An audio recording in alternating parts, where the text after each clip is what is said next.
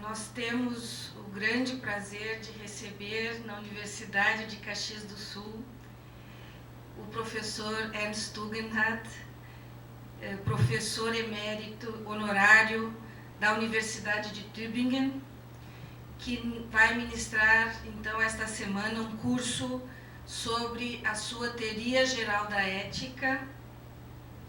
O professor Tugendhat, ele nasceu na Tchecoslováquia, porém emigrou para a Venezuela durante a Segunda Guerra Mundial.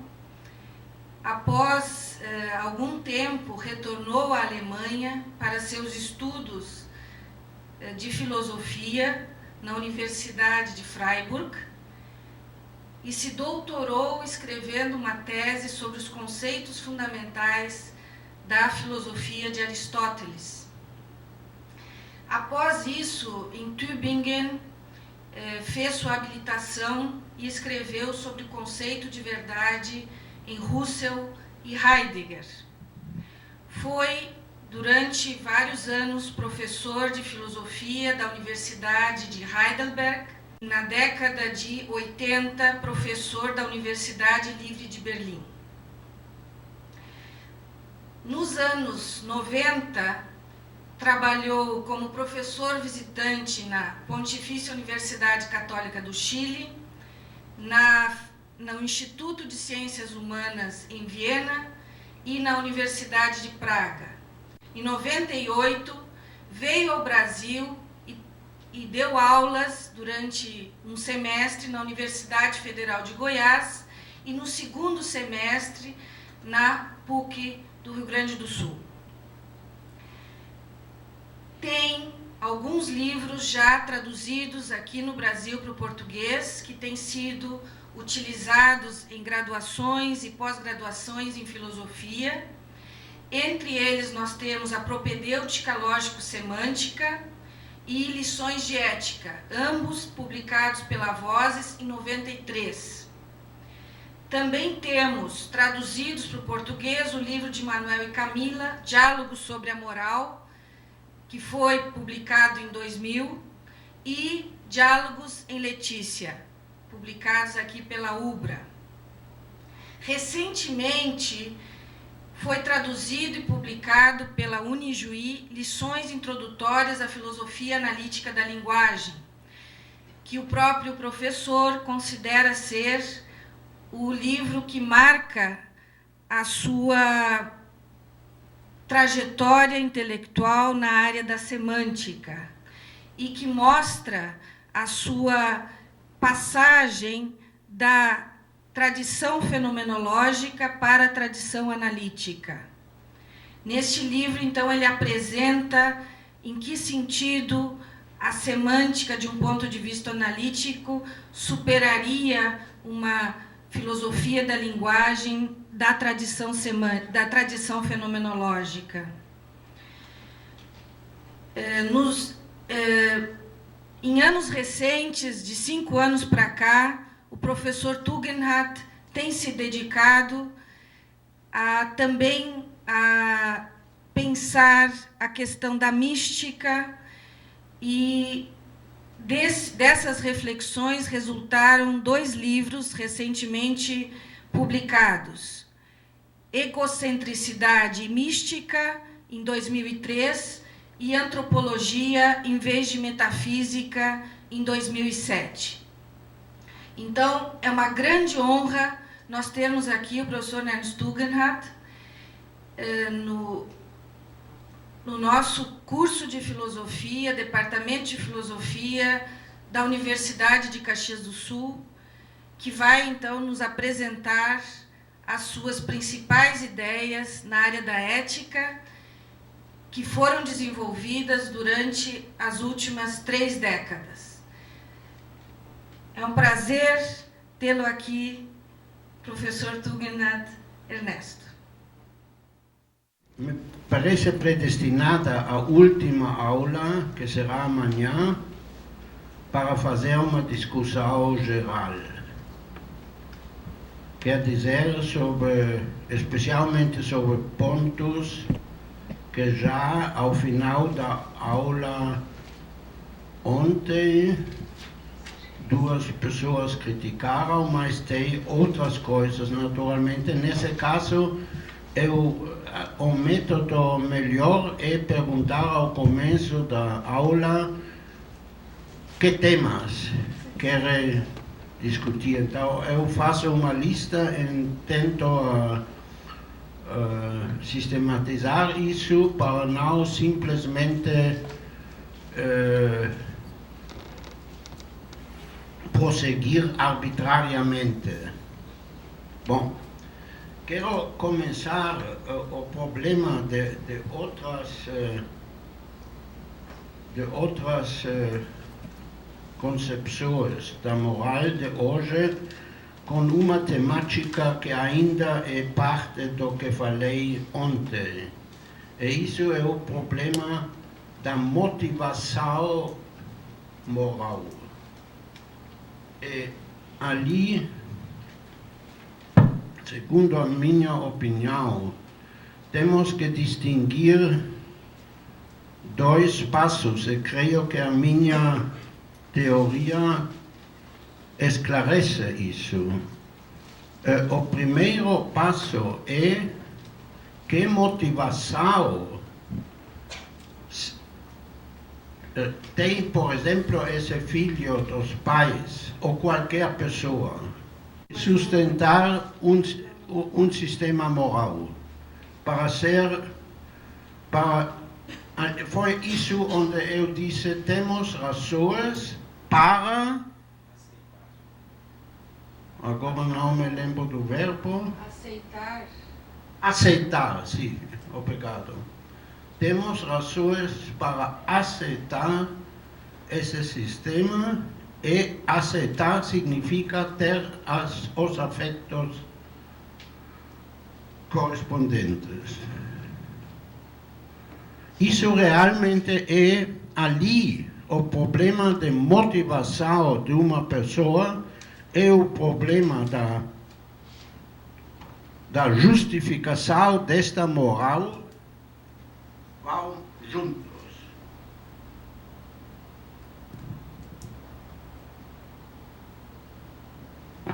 Mas depois temos um segundo problema de motivação, supondo que o filho ou qualquer pessoa que seja tinha aceito este sistema de normas em cada situação da sua vida prática, onde tem alternativas, onde uma é moral e outra imoral, se pode perguntar que motivação tem ele para atuar, não agora aceitar, senão atuar moralmente. Isso é o que em geral se chama o problema de motivação moral. Isso eu o explico da seguinte maneira, exceto em casos extremos, se atua imoralmente vai ter um sentido de culpa. Então, é uma coisa de avaliação que ele faz, se prefere ter o sentido de culpa,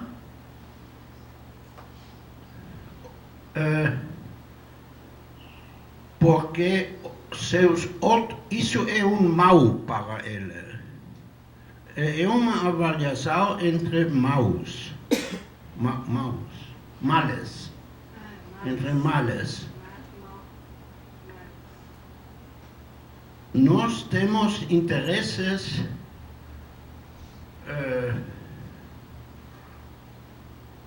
egoístas e algumas vezes pensamos esses interesses egoístas têm para mim mais peso que o sentido de culpa que vou ter que pagar para isso. Eu creio que isso é uma boa e simples explicação de por que algumas vezes actuamos moralmente e por que outras vezes não. Algo naturalista de explicar isso, porque eu não digo que me estou decidindo entre Deus ou a razão, entre meu egoísmo, não. Eu me estou decidindo entre duas coisas que ambos são egoístas. Porque o sentido de culpa ou o desprezo de si mesmo também é uma coisa que tem que ver com minha relação comigo mesmo. Bom, isso eu só queria dizer que o problema da motivação moral tem esses dois passos. Naturalmente, o primeiro passo para nós agora, que estamos confrontados com o problema da justificação de uma moral, é o problema importante. O que acabo de dizer desses dois passos são característicos de qualquer moral. Também se esse aspecto de atuar bem é um aspecto que tem uma cor religiosa. O problema filosófico primário não é o problema de motivação. A motivação entra fundamentalmente porque eu expliquei que a justificação de uma moral sempre tem que ver com uma motivação. A motivação de aceitar certas normas.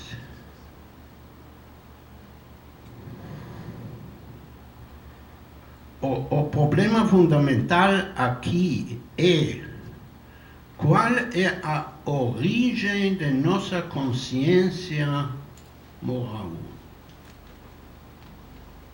E assim como eu o vejo, isso depende do tipo de razões que isso tem que ver com o tipo de motivações que estão em jogo. Isso é importante para distinguir a origem de nossa consciência moral de um sistema como o imaginamos funcionando nos outros animais. Eles têm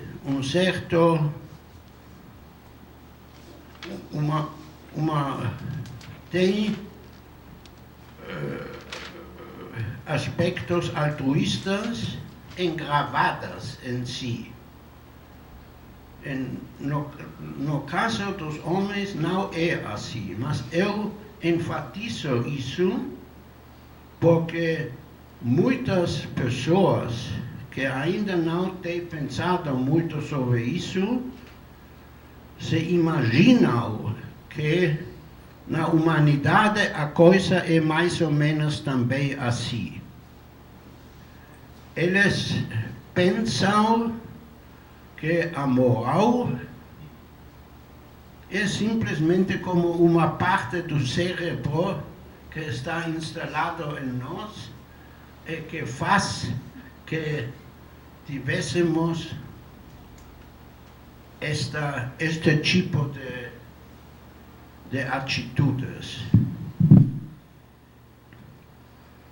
Temos aqui que ver com um problema fundamental que é a liberdade humana.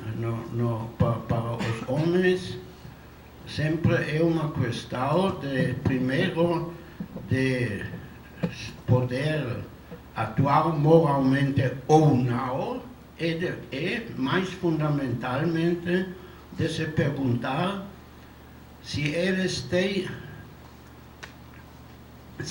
querem aderir, aceitar a um sistema moral em primeiro lugar e qual é. Eu dei umas explicações porque me parece natural que em culturas ainda não muito reflexivas se tem feito essa justificação com referência primeiro ao passado e segundo ao supernatural, que ambos são explicações ou razões das quais vimos que não funcionam ou levam a um círculo. Se agora nos perguntamos de uma maneira geral, que fica quando esse tipo de justificação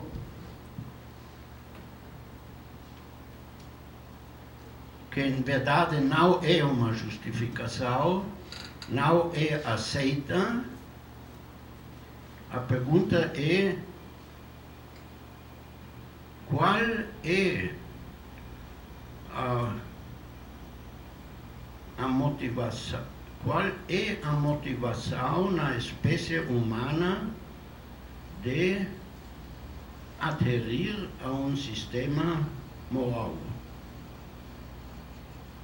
E ali creio que mais ou menos temos duas fontes. A primeira fonte é a fonte contratualista, que significa o egoísmo. Egoisticamente eu estou interessado em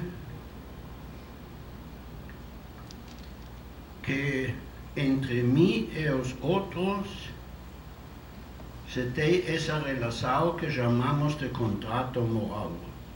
Isso pode ser diferenciado, como eu tentei a fazê-lo ontem, com distinguir entre um contratualismo simples e um contratualismo simétrico, o que nos levaria a perguntar e que motivo tenho a aderir à simetria. Eu deixo esse problema aqui aberto.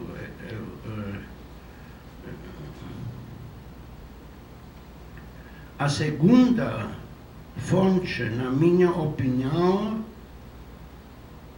é uma coisa que poderia se chamar a simpatia que temos com outros. E essa fonte foi a base a qual recorreu Schopenhauer. E vamos ver que assim como Schopenhauer o fez, a coisa não funciona, mas isso não significa que não é. Eu escrevi um artigo do qual, segundo o que sei, em Porto Alegre tem um professor que vocês provavelmente conhecem, o Drayton de Souza, que geralmente publica as conferências que eu dou. Eu dei essa conferência faz 2 ou 3 anos. Eu não creio que está publicada. E porque não é, isso é um mistério dele.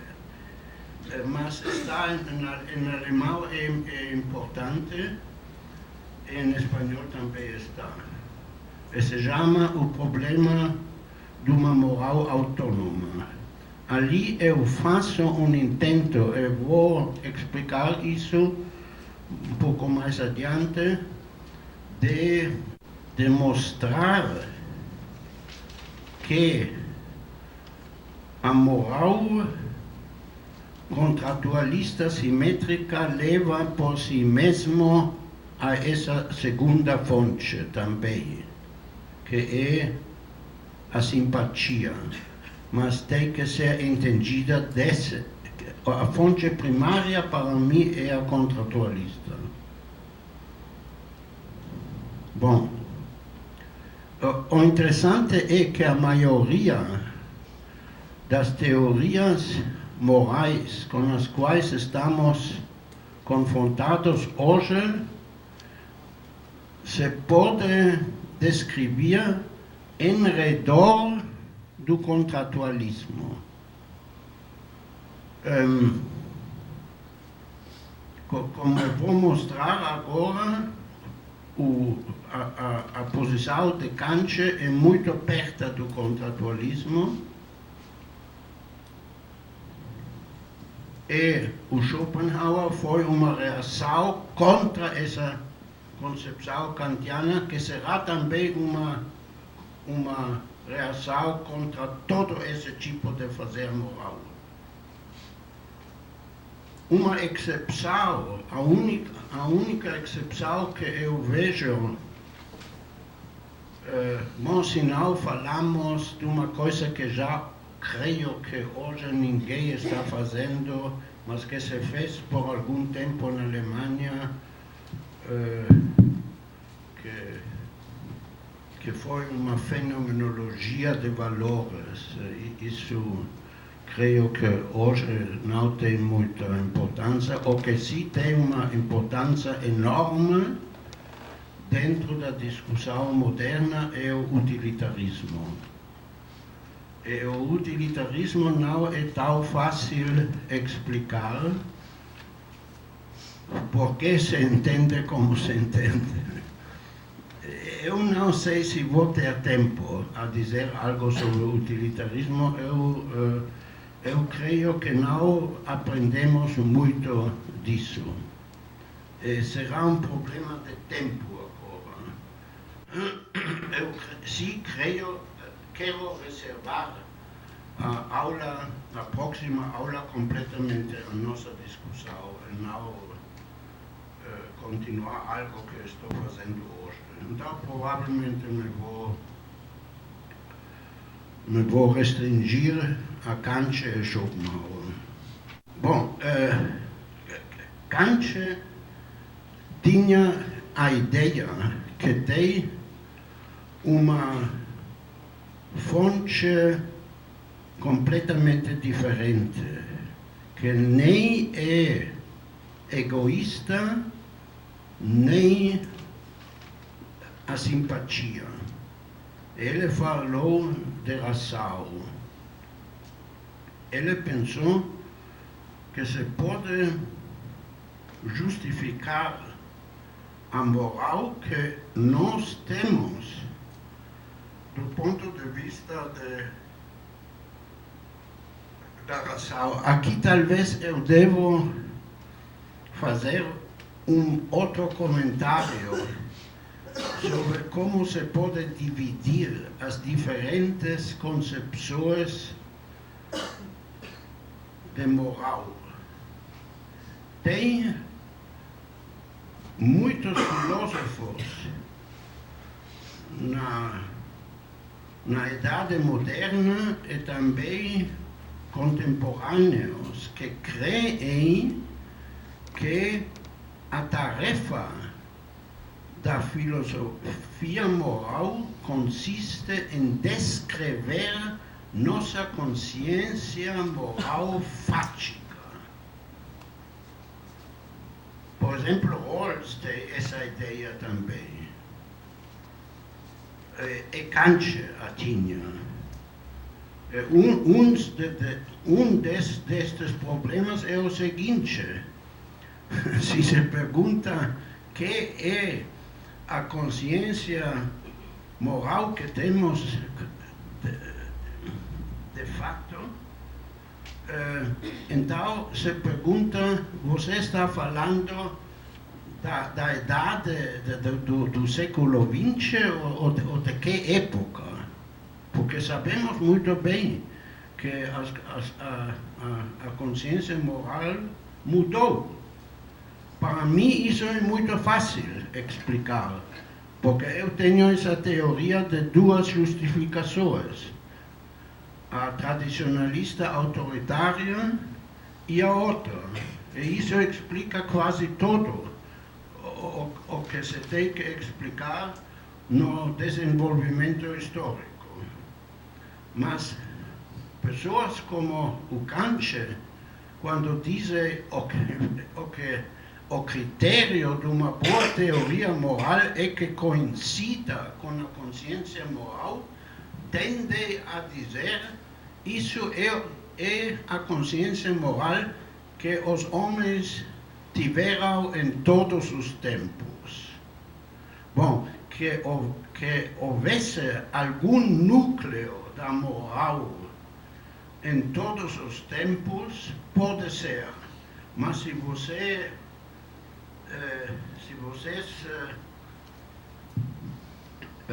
examinam as diferentes morais, nunca tem só esse núcleo. Havia muita mudança. Essa ideia de que a função da filosofia é descrever a consciência moral fática é característica, enquanto eu vejo, de todas as teorias morais, com a exceção do contratualismo. O contratualismo é decididamente não uma teoria descritivista, não descreve a consciência moral, ao contrário, ali devo dizer uma coisa também, porque muitas pessoas pensam que Rawls, que fala de um contrato ideal, seja um contratualista. Isso é completamente errado. Rawls não foi contratualista, o contrato simplesmente joga um certo rol numa construção ideal que ele está fazendo. Então, o contratualismo tinha sido uma importante teoria da filosofia política desde o século, pelo menos, XVII. Mas foi a teoria política e a importância que tem o contratualismo na teoria ética é recente. É uma coisa contemporânea.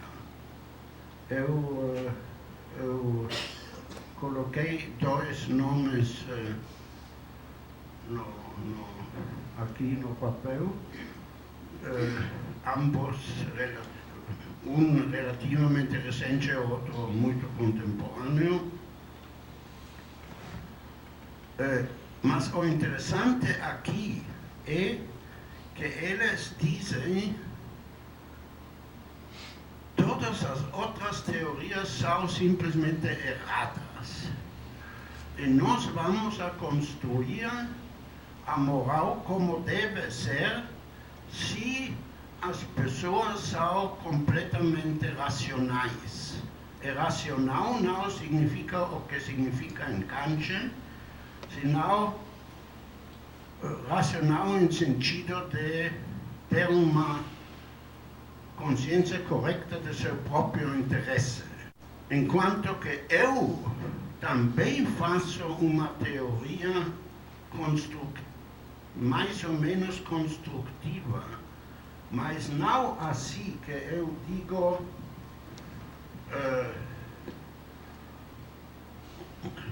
se uma pessoa quer ser racional e ético, então tem que ser assim, senão eu começo com essa outra ideia de uma moral em geral e depois eu digo toda moral tem que ser justificada e, em princípio, tem duas maneiras de justificação e assim eu chego Depois eu posso pensar, posso fazer considerações e como se relaciona o resultado ao qual estou chegando assim com uma justificação não autoritária desta coisa que é uma descrição geral de uma moral em geral com a consciência moral contemporânea, mas isso é uma coisa secundária. Bom, Kant pertence a este grupo de filósofos que pensam que a única tarefa da filosofia é construir uma base teórica para o que já sabemos que é a moral. Então, perguntas morais abertas não ficam em Kant. Isso talvez seria um problema que possivelmente deveríamos pensar um pouco na próxima aula, que tem muitos problemas morais hoje. Eu creio que essa pergunta com os interesses que se fez ontem tem algo a ver com isso. O que eu pretendo mostrar com a minha teoria do contratualismo simétrico é o entendimento de um certo núcleo na moral, mas tem muitas coisas, especialmente aqueles problemas onde não temos relações recíprocas, senão, por exemplo, obrigações morais com animais ou com crianças ainda não nascidas, ou também crianças muito pequenas, onde naturalmente não temos uma reciprocidade. Isso leva a grandes problemas. Bom, agora o que eu quero fazer é o seguinte: eu quero mostrar rapidamente porque considero que essa ideia de Kant de justificar a moral sobre a razão é completamente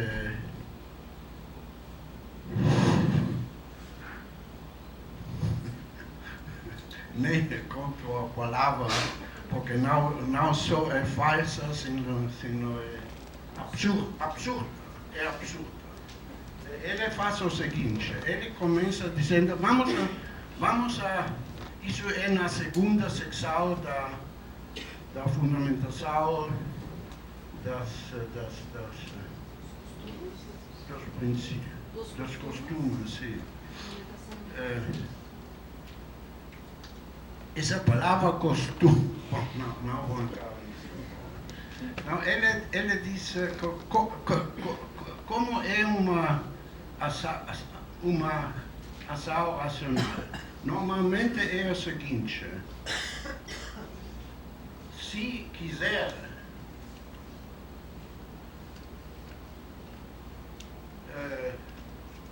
Y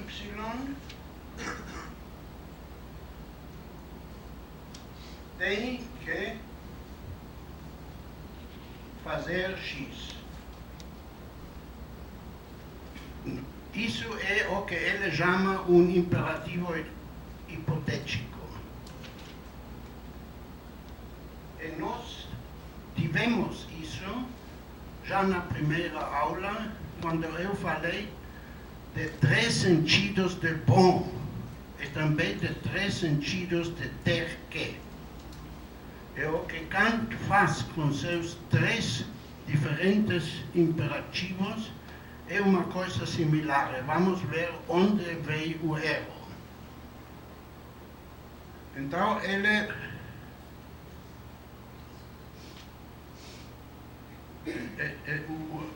isso é o primeiro caso para ele. O segundo para ele é um caso que realmente é uma parte do primeiro para o bem-estar de Y. Você tem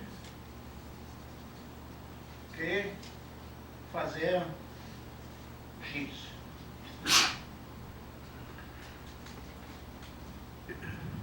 Bom, então ele diz, por que não vai ter um terceiro que simplesmente consiste em poner parênteses sobre isso.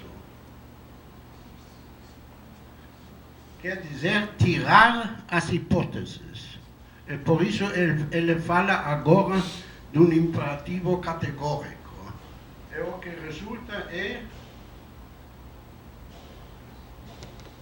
você tem que fazer X. Tem um caso assim? Tem, naturalmente. Isso é o que chamamos a moral. Agora, o interessante é o seguinte, que em vez de dizer tem que, como vimos, se pode dizer é bom. É bom fazer X, é bom fazer X. Temos também a possibilidade de dizer é bom fazer X sem hipóteses. Até aqui Kant está correto. E o grande erro que ele fez é dar-se conta que no caso 1 e 2, em vez de escrever é bom, podemos escrever é racional.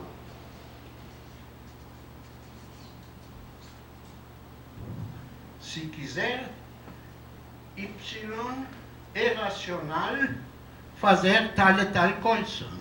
Isso é a característica do imperativo hipotético. Então ele diz, bom, por que não ter frases em que simplesmente dizemos é racional fazer X? É muito transparente como ele chegou a este erro. Porque quando usamos a palavra bom, também a podemos usar no caso 3. Mas ele pensou, se podemos usar a palavra bom no caso 3, também podemos usar o caso racional no caso 3. Mas para uma pessoa normal é óbvio ver, quer dizer, de uma ação, sempre é uma ação aqui, de uma ação que a ação é racional sem alguma referência, é absurdo. Então, já ao começo, se lemos criticamente, vemos que essa ideia que racional pode ter essa importância é errado. Eu fiz uma interpretação muito detalhada desse capítulo em Kant nas minhas lições sobre ética, que existem em português, no capítulo 7. Aqui, porque o próximo passo agora é o seguinte. Estou criticando essa pessoa agora, a Kant. Então, o que está criticado pode dizer, tu não te das conta que a palavra racional também pode ter um outro sentido. E ali começou uma coisa na filosofia alemã que foi um desastre. Porque desde Kant, muitos filósofos alemães distinguem entre o que é instrumentalmente racional e uma coisa que é racional de uma maneira absoluta, de diferentes maneiras. Isso começa com Hegel e segue até Habermas.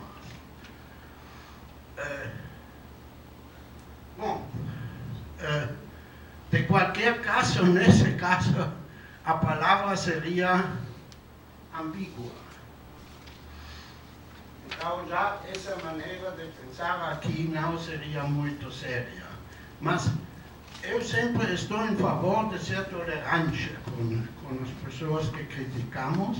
Isso significa que quando Kant depois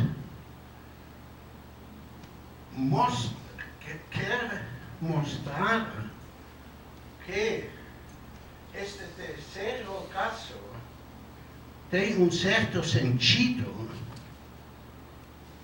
esta dedução não funciona. Ali eu quero fazer alguns curtos comentários sobre os seus.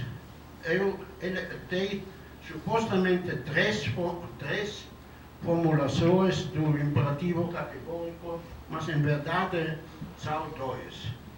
O primeiro é que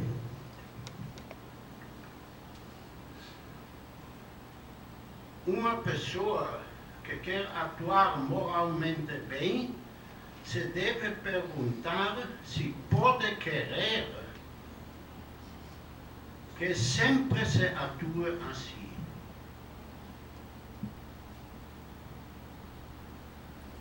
Por exemplo, se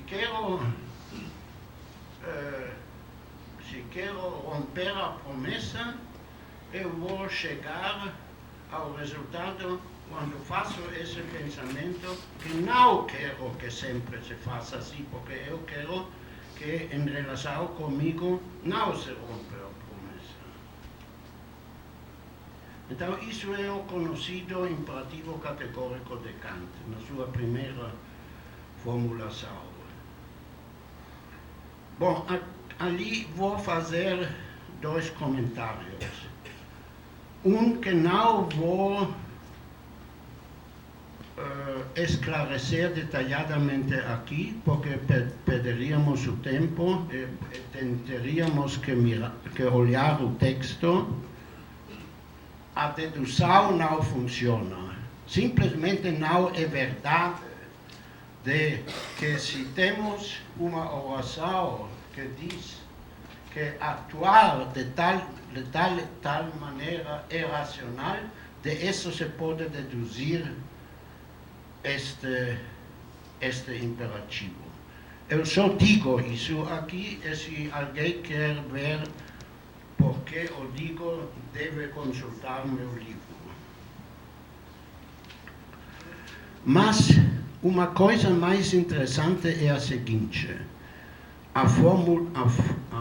essa fórmula pergunta-te se podes querer que todos e sempre se atua assim. Ele pensou que isso seja uma condição suficiente. E, em verdade, é só uma condição necessária. Eu explico isso. Podemos inventar miles de exemplos. Por exemplo, eu vou jantar hoje no restaurante X. Posso querer que isso seja uma lei universal? Não posso, porque neste caso toda a cidade estaria congregada neste restaurante e ninguém poderia comer ali. Isso pode parecer como uma piada, mas a base séria disso é que essa condição é só uma condição necessária e não suficiente. De que não é suficiente se vê em que tem muitos casos em que isso não é um critério de uma ação imoral. Bom, aqui entra interessantemente o contratualismo, porque o contratualismo caminha do outro lado. O contratualismo diz, tem uma lista de coisas, de interesses. Ali se fala de interesse. Tem uma lista de interesses ou de coisas que eu quero que se façam sempre, que posso fazer. Essa lista de não prejudicar, sim, de não prejudicar, de não mentir e de ajudar, pelo menos em certos casos. Essa coisa de ajudar em certos casos será um grande problema, depois que talvez teremos que discutir amanhã. Então, começamos com regras concretas, 1, 2, 3 ou 10 talvez. Tem um autor que eu admiro, que se chama Bernard Gert, que lamentavelmente seu livro apareceu em várias edições e sempre tem um outro título, mas originalmente se chamava The Moral Rules, as regras morais. Eu devo agradecer a ele ter me feito consciente desse erro em Kant. É muito bonito como ele fez uma lista e explica a lista de um ponto contratualista. E uma vez que a lista é feita, então, em relação com essa lista, esse imperativo categórico de Kant é válido, mas só em relação a certos conteúdos. Porque Kant tinha uma infatuação, está infatuado.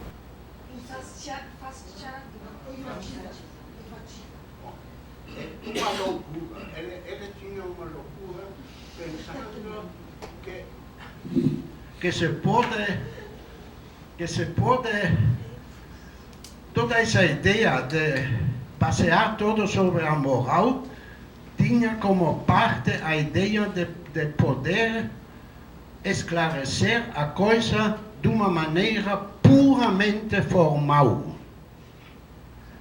E o que vemos aqui, com que ele, em vez de ver que é só uma condição necessária, ele pensa que é suficiente, a razão porque ele queria isso é porque ele não queria introduzir nada de conteúdo.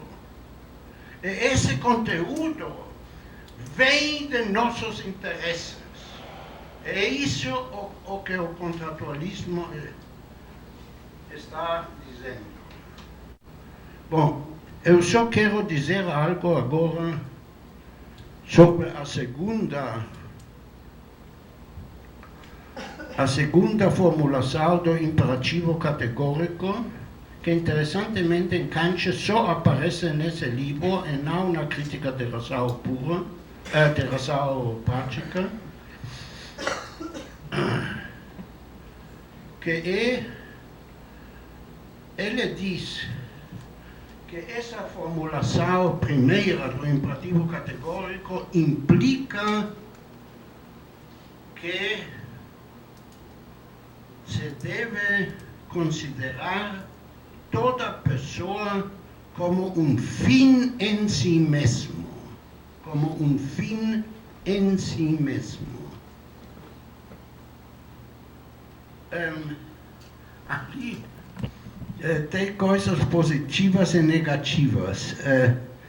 O negativo é que realmente não se entende bem o que pode ser um fim em si mesmo. Ali foi, Sofia, onde eu tinha essa briga com o Cabrera de Brasília. Ele fez uma grande coisa contra mim, dizendo que eu aceito essa maneira de falar do fim em si mesmo, que ele tem razão que não se pode, porque a palavra de fim prático está definido de tal maneira que não pode ter um fim em si mesmo. Então, quando se expressa mal, isso é verdade, mas o que ele não queria entender, que ainda que está expressado mal, tem um bom sentido. O bom sentido se vê quando se olha na maneira como ele dá os exemplos. Os exemplos praticamente têm o sentido que quando se toma uma pessoa como fim em si mesmo, essa pessoa pode concordar com a maneira como estamos atuando com ele. E isso significa que o respeitamos. O respeitamos significa que aqui tem como uma concepção de uma comunidade de iguais todos, porque todos merecem o mesmo respeito. E merecer o mesmo respeito significa que os seus interesses contam tanto como qualquer outro. Eu uma vez dei uma aula no Santiago de Chile para professores de colégio em ética. E quando falei sobre essa segunda formulação de Kant, uma senhora disse: isso é precisamente como a gente pensa que isso deve ser o fundamento da moral. Isso me impressionou, porque se mostrou ali, a parte de todas as dificuldades que tem esse conceito de fim em si mesmo, que essa maneira de falar tem uma grande convicção para nós. E se nos perguntamos por que a tem, eu creio que um contratualismo simétrico o pode explicar muito bem, porque cada pessoa tem o interesse de ser respeitado como igual. E dali, quando se faz uma moral, a base desse interesse dos indivíduos resulta precisamente uma regra geral, como a está fazendo Kant. E isso significa que em Kant encontramos algumas coisas, eu diria ainda na primeira formulação do imperativo categórico, mas mais claramente na segunda formulação do imperativo categórico, que são boas intuições. O único problema é que Kant, primeiro que Kant nunca logrou definir esse conceito de fim em si mesmo, mas isso não importa tanto, a gente pode explicar isso de qualquer maneira. mas segundo que ele pensou que a última base de tudo isso é que isso é uma regra da razão. Ele não explica muito bem como esta segunda formulação do imperativo categórico é justificada. Mas mais atrás, nesse capítulo, se vê que a sua verdadeira concepção é que está implicada necessariamente pela primeira. Se é assim que respeitamos essas regras em relação a todos igualmente, então isso significa que respeitamos todos, para usar sua expressão, como fins em si mesmo. Eu, na palestra que eu dei anteontem, eu disse só em poucas palavras que o erro de Kant, a situação de Kant se pode ver assim. Ele viu que o contratualismo simples foi insuficiente. E para isso ele inventou esse conceito de uma razão pura. Mas o que realmente falta ao contratualismo normal é o que eu chamo a simetria, a relação simétrica entre as pessoas. Então, isso seria uma maneira como eu vejo a situação com Kant, que ele, por muitas razões, substituiu essa ideia da simetria por este conceito que eu considero completamente fictivo de uma razão pura. Para resumir a minha relação com Kant, é que eu creio que em boa parte se pode ver que se comparamos, por exemplo, o contratualismo e Kant de um lado e o utilitarismo do outro lado, então Kant e o contratualismo são muito perto. Eles falam realmente das mesmas regras.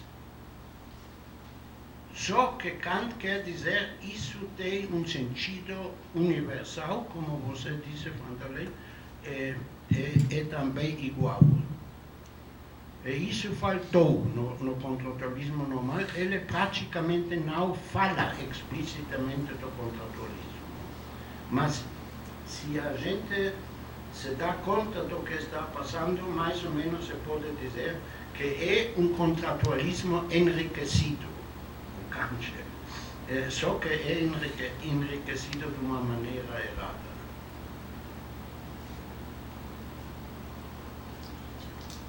E Kant contém boas ideias, só que essa ideia, que para nós naturalmente é fundamental, que a justificação se poderia basear sobre uma coisa que ele chama razão pura, isso é simplesmente absurdo.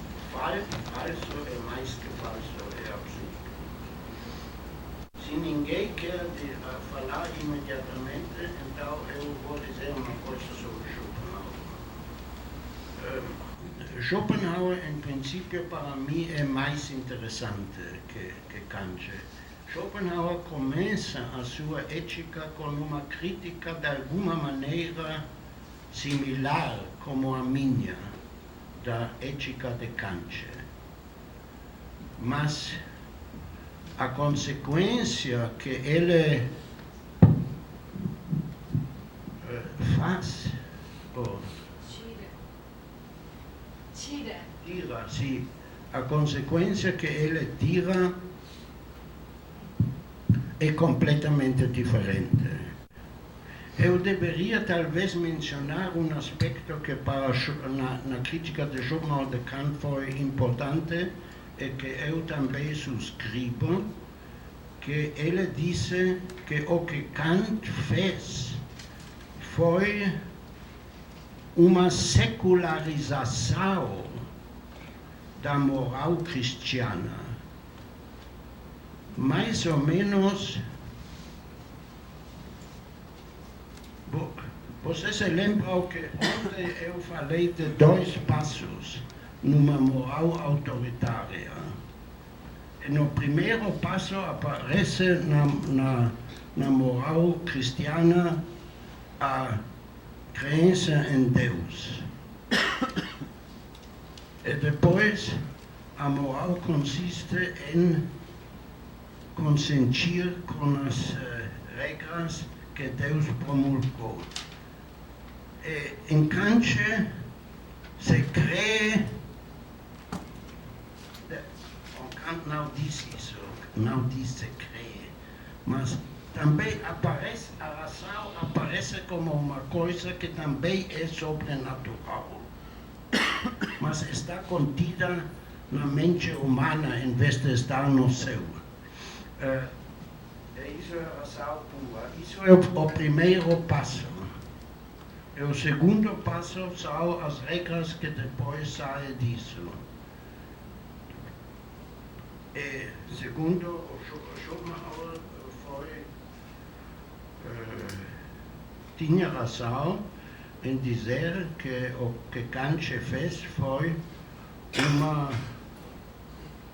secularização da moral cristiana, e isso significa que a crítica, Schopenhauer imediatamente faz um passo enorme. Ele diz, bom, tínhamos regras no cristianismo e temos regras em parte similares em Kant, e tudo isso das regras é errado. E o que realmente está na base de uma ação moral é o que ele chama a compaixão. É um afeto, é um sentimento. E se pode dizer que quando ele fala de compaixão, se trata de toda a gama de uma relação positiva, afetiva, que uma pessoa tem para outra, que pode ser simpatia, compaixão ou amor.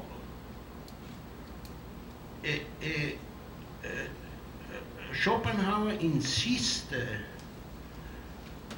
em que ele dá algum exemplo que agora não me lembro muito bem como é, mas ele diz se uma pessoa atua bem, moralmente bem, vamos a dizer que é bom porque foi racional, ou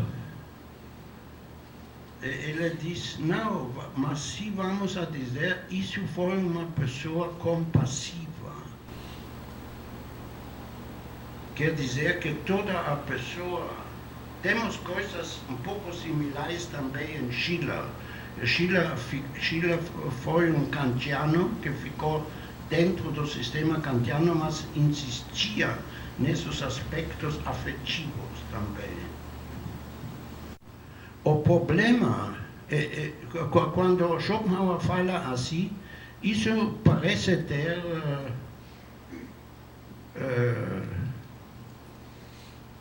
à primeira vista parece ter um bom sentido.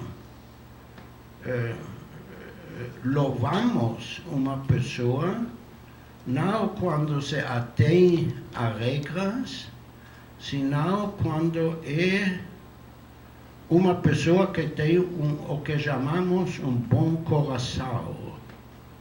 O problema de Schopenhauer, que Schopenhauer mesmo viu mais ou menos, é que disto que desta concepção não se pode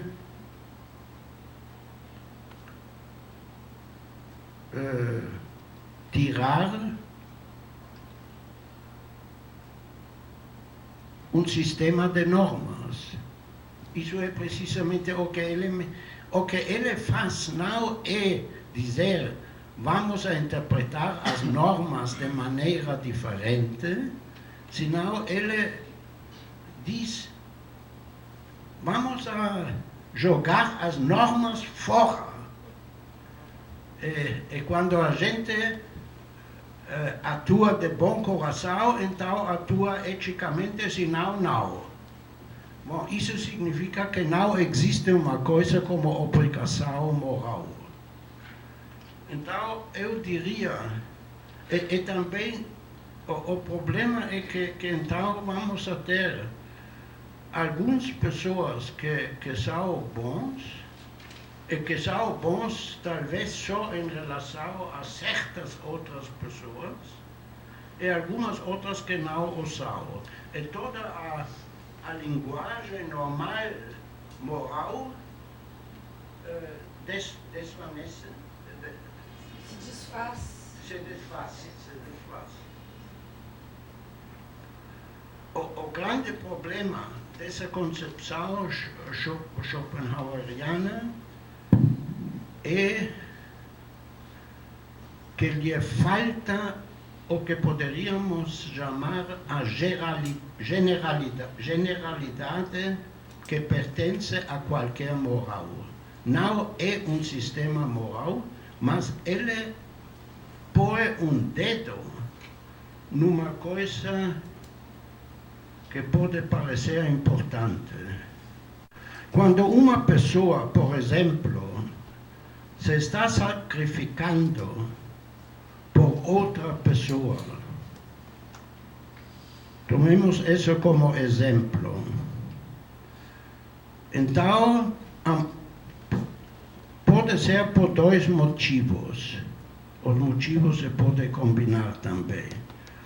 Pode ser que ele se sacrifica por amor ou simpatia,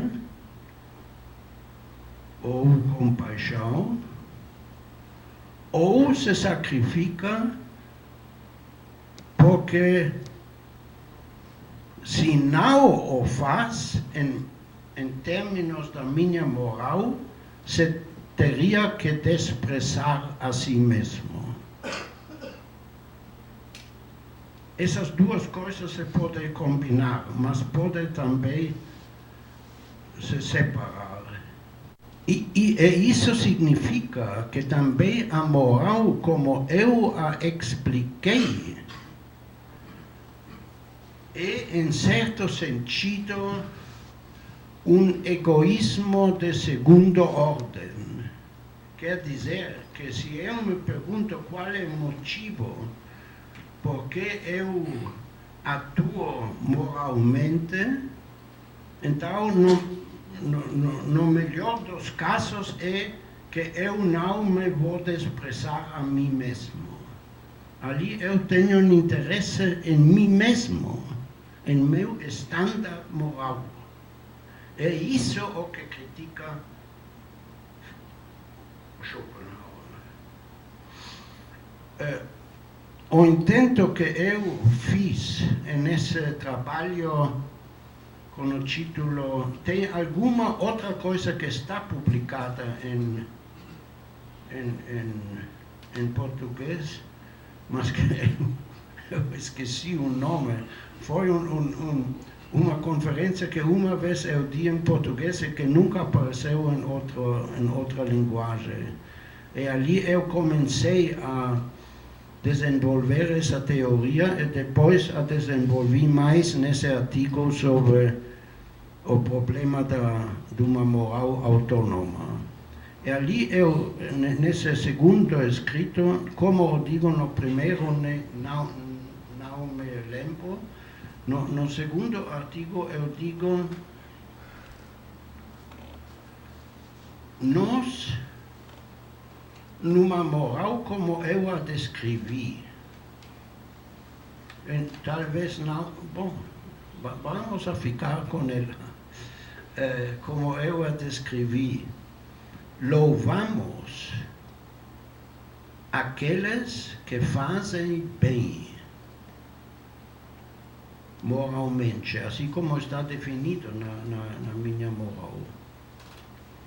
Mas isso a mim me parece implicar que se uma pessoa faz bem, não por um motivo de que seria despreciado ou se poderia parecer a si mesmo despreciável ou desprezível, senão o fez por simpatia. Vamos louvar ele, porque queremos que todos atuem de uma maneira com efeitos que queremos, de um ponto de vista moral. E isso significa que uma vez que temos o sistema moral baseado da maneira como eu o desenvolvi, de exigências recíprocas, vamos exigir também que as pessoas desenvolvam uma capacidade de compaixão generalizada. Isso é importante, porque esse aspecto de generalização, Schopenhauer está incapaz de justificar. Porque para ele o sentimento de compaixão é simplesmente um sentimento. Enquanto que eu creio que se pode incorporar a moral de compaixão na moral do contratualismo simétrico. É uma implicação necessária, porque uma vez que queremos que a gente atue de tal e tal maneira, vamos também dizer, ainda se não atua desta maneira pela motivação de aderir-se às regras, senão por compaixão, vamos louvar isso, e por isso é bom desenvolver um sentido de compaixão. E agora vem uma coisa que não temos em Aristóteles, em Schopenhauer, perdão, em Schopenhauer, um sentido de compaixão generalizado. Eu tenho uma convicção que Schopenhauer aponta a uma coisa muito importante, mas a maneira como ele o faz é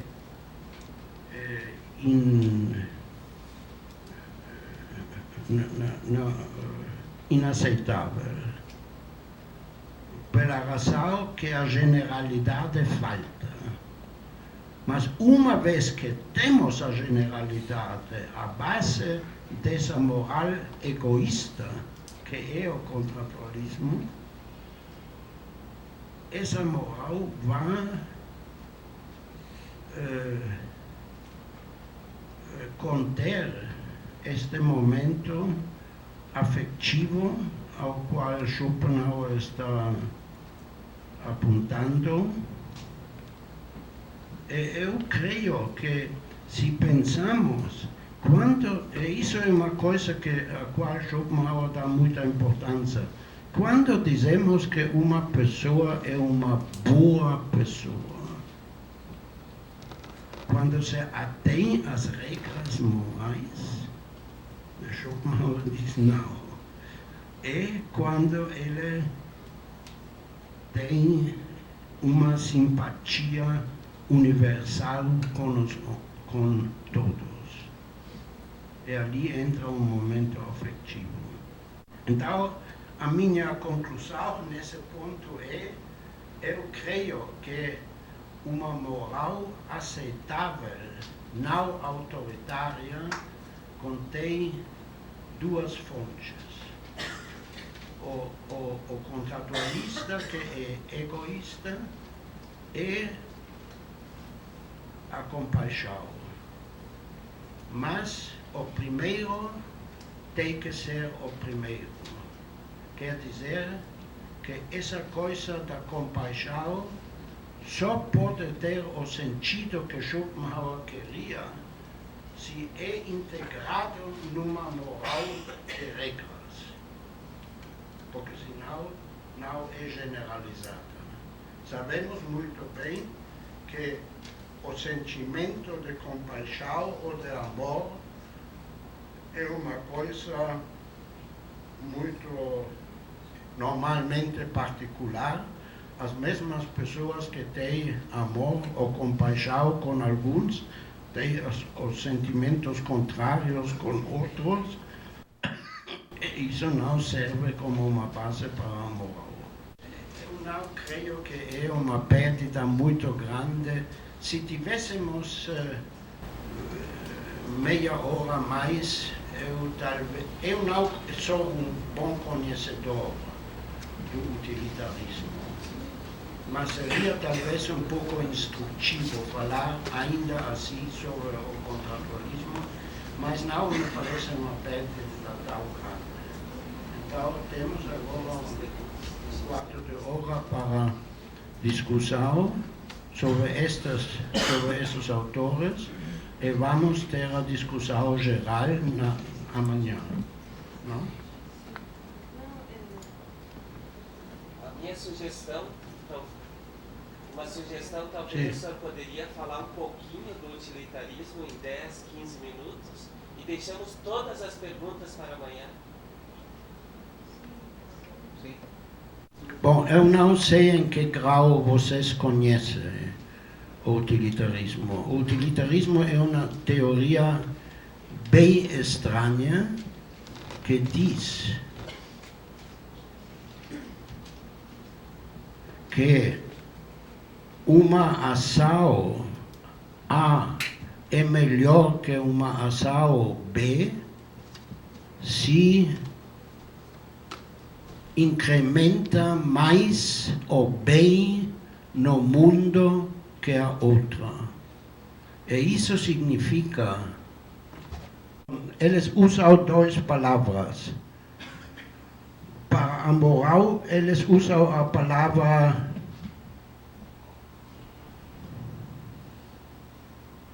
right, correto. É mais correto que a outra, moralmente mais correta que a outra, se conduz mais. Mas você me tem que dar outra.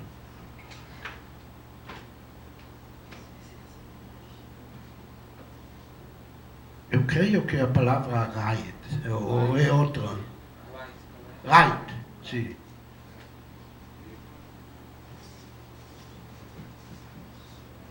Isso em si, naturalmente, é uma coisa bem convencional.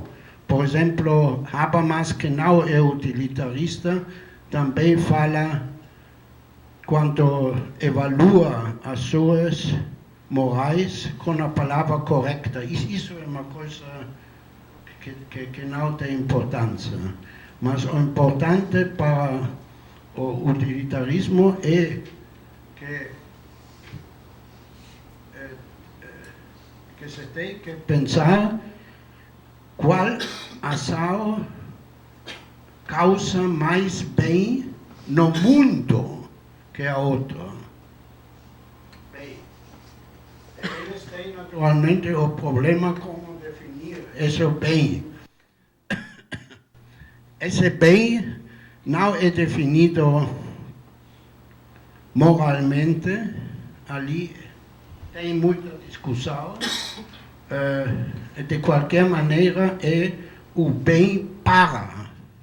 Mas é a soma de bens para em todo o mundo, para todos os homens e talvez também sobre todos os animais.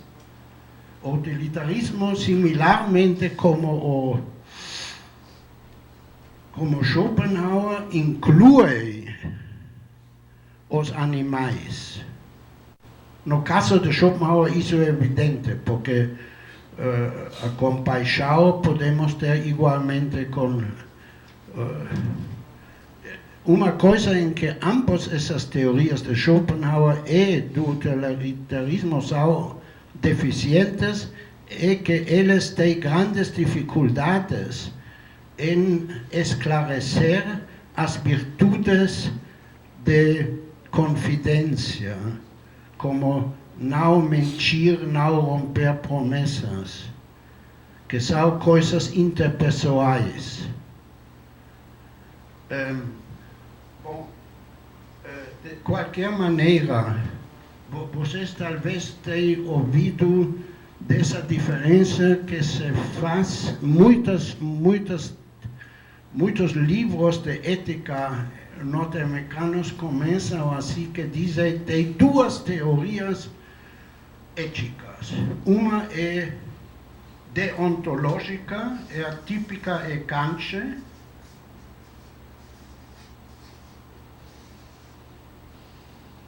e a outra é teleológica,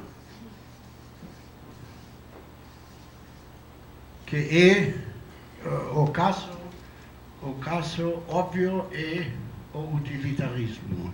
Quer dizer, se fazemos algo bem, isso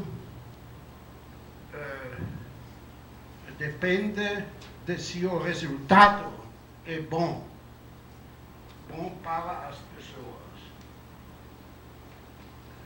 Eu creio que isso é enquanto a Kant é uma exageração. É verdade que as regras que Kant tem em mente como primárias são regras como não mentir, ali não se diz, não importa o que vai passar. Para manter a confidência é essencial que você faça o que prometeu. Enquanto o utilitarista vai dizer, não importa as palavras que você tinha dado antes, o que importa é simplesmente o que vai ser o resultado. Naturalmente, a primeira pergunta que se coloca aqui é que pode ser a razão que toda uma tradição filosófica grande dos últimos 2 séculos pensam que essa ideia de que entre A e B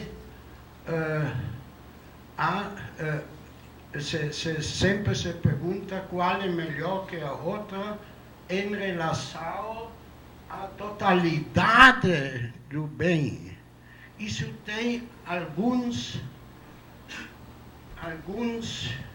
resultados, efeitos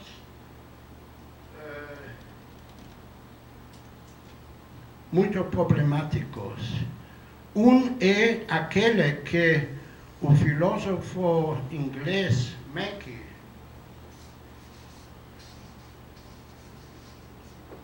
tem chamado de Ethics of Fantasy, uma ética de fantasia. A fantasia consiste em que naturalmente nunca sabemos a totalidade das consequências do que estamos fazendo, e o que é pior é que uma ética desse tipo subordina toda a vida.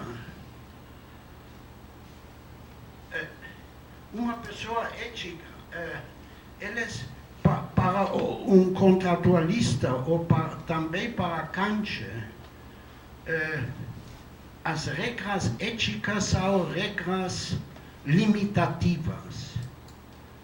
Quer dizer que temos núcleo onde podemos atuar normalmente em nosso próprio interesse, mas não devemos transgredir certas regras. Mas aqui temos uma ética absolutista, de uma certa maneira. Uma pessoa é boa se não transgrede regras limitativas, senão só quando sempre faz o que no seu resultado vai ser melhor. A pergunta que ainda não toquei é como passou isso? Como é que uma tradição assim, porque eu creio que essa insistência, por exemplo, sobre o teleológico em contra do deontológico tem um valor. Mas se nos perguntamos por que tem um valor, na minha opinião, sempre temos que voltar àquele ponto que para mim é o ponto de partida, que são as regras que se justificam reciprocamente, que não são autoritárias. De isso deveríamos começar. Então, perguntar-nos por que ou em que grau é importante não só pensar em coisas como cumprir as promessas, senão também pensar nos resultados. Isso não o faz o utilitarismo. Segundo o pouco que eu sei, primeiro temos esse filósofo que foi um maestro de Hume, que se chamava Hutcheson. E tanto Hume como ele tinham a ideia que o fundamental de ser moral é o que eles chamavam de benevolência, de fazer bom. Uma característica muito importante é que nessa tradição nunca se fez o que em Kant é muito evidente em outras éticas desse tipo, que tem uma diferença entre regras negativas e positivas. O que não se deve fazer é o que se deve fazer. O que se deve fazer é ajuda. O que não se deve fazer é prejudicar. E Kant tem a dificuldade, e também o contratualismo tem, de entender o segundo, porque ajuda até onde? Enquanto que o utilitarismo faz exatamente o contrário. Ele não dá nenhuma importância a esse núcleo da ética que consiste nas regras negativas. E tudo consiste só em essa comparação de incrementar o bem. E isso começou com Hutcheson em insistir sobre a virtude de benevolência, como a primária virtude moral. Então ele perguntou, e que passa se eu faço mais bem, se estou numa situação. Ele dá o exemplo que um motorista, por exemplo, está em dificuldades, está numa rua em que está perdendo o controle, tem 5 ovelhas na direita e 3 ovelhas na esquerda. Então é melhor, se pode fazer algo com o carro, matar os 3 em vez dos 5. Porque então temos mais bom. Bom, foram coisas desse tipo que chegaram a isso.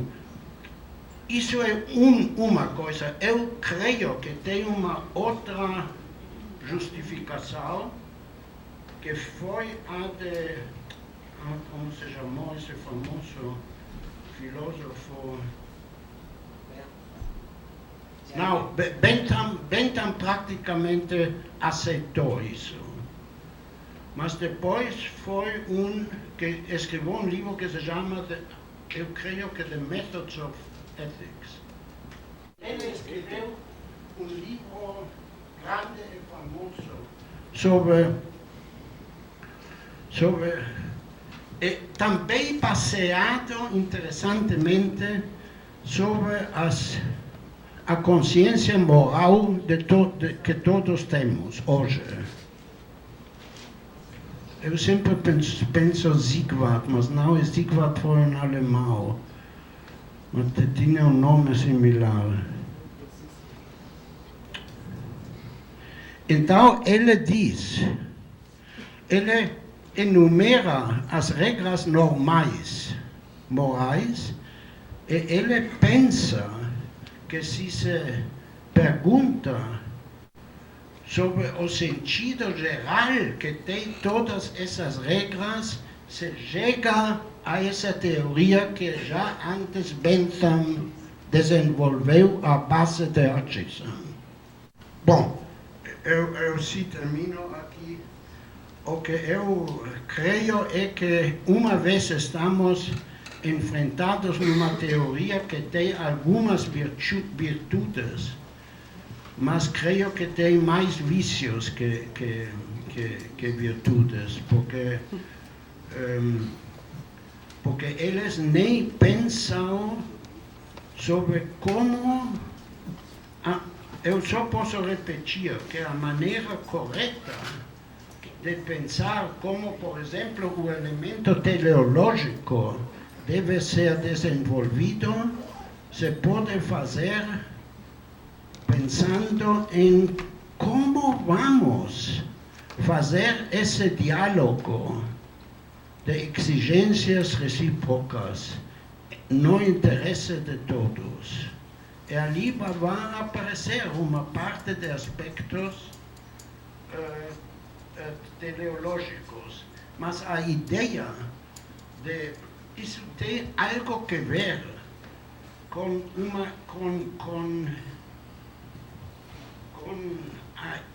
uma certa concepção da ética cristã. Se vocês têm uma ética que diz que você deve amar a seu próximo igual que a você, e se o próximo é como Jesus ensinou qualquer pessoa, então isso é uma ética, isso é essa coisa que Mackey chamou de Ethics of Fantasy. Isso significa que toda a vida humana está absorvida numa certa concepção, só no grau em que você tem amor para todos, você é uma boa pessoa. Isso é uma ética para pessoas como como se chama? Não Santa Teresa, sino Sor Teresa ou algo. Madre Teresa. Madre Teresa? Madre Teresa. Madre Teresa? Sim, Madre Teresa. Teresa.